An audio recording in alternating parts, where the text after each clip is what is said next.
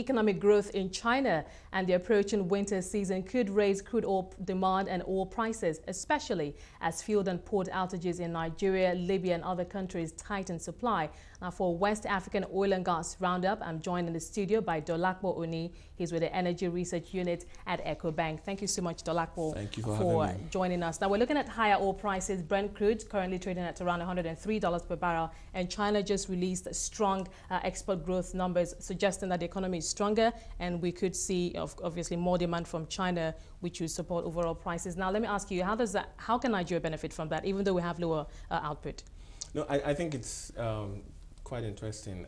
China will, of course, require more oil, essentially, and when you look at Africa, look at the scope of production from Africa, I mean, the two biggest producers are Nigeria and Angola, so a lot of that is still going to come from Nigeria. So it will benefit Nigeria. And then in recent months also, too, we've seen that the bulk of the demand for Nigeria's crude oil has actually been from Asia. So it's China, it's India, it's South Korea. So that's definitely a plus for us that China's economy is actually is finding its footing. So that means there's likely to be more demand for Nigeria's crude oil grades. Does that mean that the data coming out from China have we seen consistent strong numbers, or is this a one-off data? Because I know, the concerns about China's economic recovery are still very much on the front burner. I think this is a second set of data that shows that China is possibly more or less like some 60–70% that China is on its way to economic recovery or a stronger economic growth, because we had the second quarter data, which was also very strong, and this is third quarter data,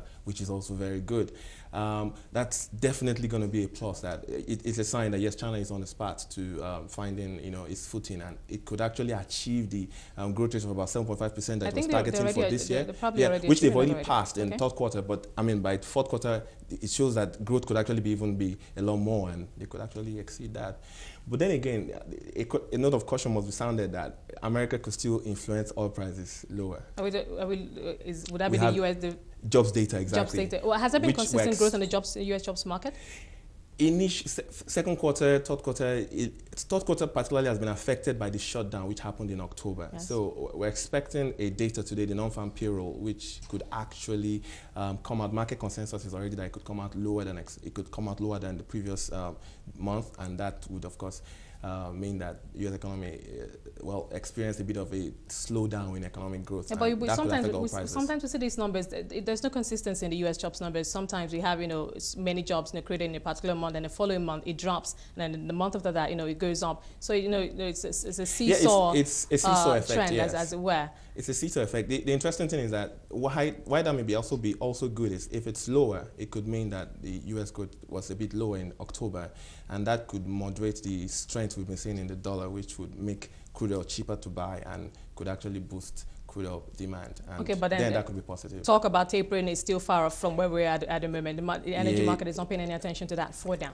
It is actually. The market is actually paying attention to tapering, because if U.S. consistently releases strong economic data, then they will consider tapering the bond buyback program. Okay. Well, let's come back down to Nigeria. We understand that the Nigerian government is looking to the IFC to fund a $5 billion gas network that will connect Jalkuta, Kogi, Kaduna, Kano states.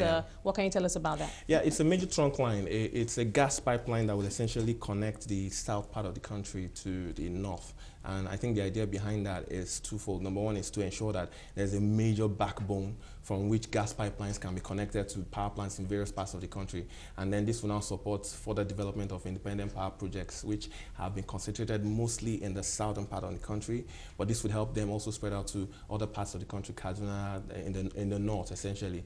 Another side of this project is the fact that it could actually be the link trunk line for the future Trans-Sahara gas pipeline, which would link Nigeria to Europe, essentially. That line would pass through Sahara to Algeria and then to Europe. So that sounds like a very ambitious, very huge plan. Yes, are you confident in? We haven't seen at this point. The Sahara connection is maybe not the focus really. Okay. The focus for Nigeria really is to ensure that all the power plants in Nigeria actually have adequate gas supply. And from that viewpoint, I think it's a laudable project which would definitely attract a few people. IFC most especially. Okay, well, speaking about the IFC, the International Finance Corporation, are they going to come in as an equity partner? Because we know they also have separate investments in the Nigeria's power sector, in the energy sector. We could see that. The IFC has said that it wants to put about $200 million in power plants between now and next year. So you look at the fact that to ensure that these power plants actually generate the power they're meant to provide, most of them are gas power plants anyway, there has to be adequate gas supply. So I see the IFC interested in this gas pipeline, and an equity partnership would actually be a sort of best option for IFC. Well, that'll be interesting to see. Well, let's quickly step outside of Nigeria. Viva Energy has just completed its acquisition of Shell of Ghana. Good news for Ghana. So what next from there? Well, the competition is gradually starting to build up again in Ghana. We're seeing most of the marketers start rebranding, trying to acquire more filling stations. In fact, Total has said they're planning to build about 200 stations within the next 3 years, all around Ghana, targeting about 10 cities in Ghana. You have Ghana Oil, the indigenous independent marketer, who has also rebranded last year, and they've started working on expanding their networks.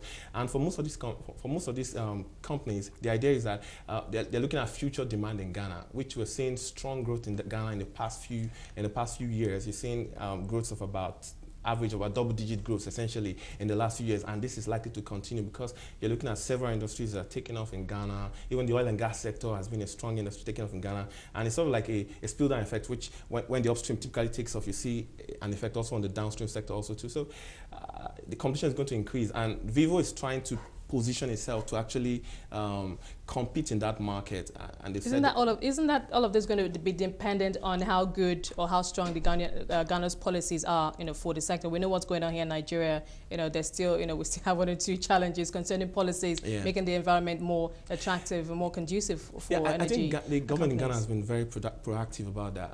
They cancelled the subsidy last year, and that was part of the reason why consumption, maybe month on month and first quarter, second quarter, was a bit low. The cancelled subsidy, so prices rose by 20% for most of the petroleum products and about 50% for LPG. And LPG is possibly one of the most consumed fuels in Ghana because it's used in the transport sector and the residential and commercial sector. So some of that is starting to come back up, and that's an area that companies are looking at. But more importantly, the aviation sector, because with all the developments in various industries, you're seeing a lot of international staff, international expatriates from various countries coming into Ghana, and that has strengthened demand in the aviation sector. So the aviation fuel segment, in which Ghana imports practically 100% of it, is a strong area for competition, which most of these companies will be eyeing.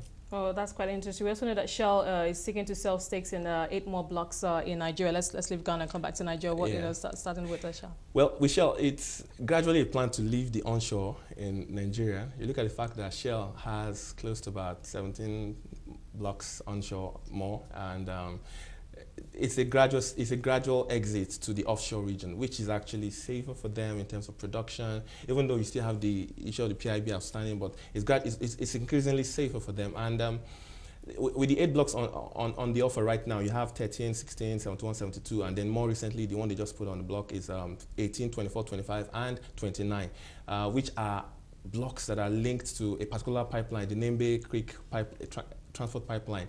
The interesting thing about this block is that we expect there will be a lot of interest from indigenous marketers who have been the ones snapping up most of this block quite all right.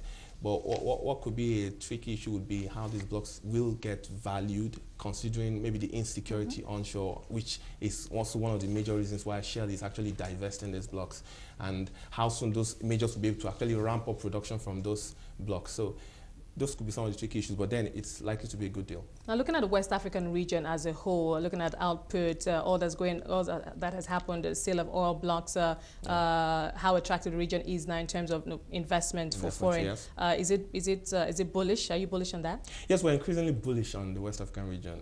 You look at the output potential of the region in terms of even spare capacity that is still short in, say, for instance, in Nigeria. Production that could still come on stream anytime between now and the next 2-3 years. For me, in Nigeria, it's about 500 to 600,000 barrels per day. That's significant. You look at what Ghana is trying to do with the 10 fields, the Twene, Ayero, and Ntome field. Okay. They're looking to bring about 80,000 barrels per day there. You're looking at Cote d'Ivoire. Cote d'Ivoire is hoping to ramp up production from 37,000 barrels per day currently to somewhere in the region for by 80 to 100 by 2015. So there's quite a lot of activity going on. You look at exploration offshore, it's intensified significantly.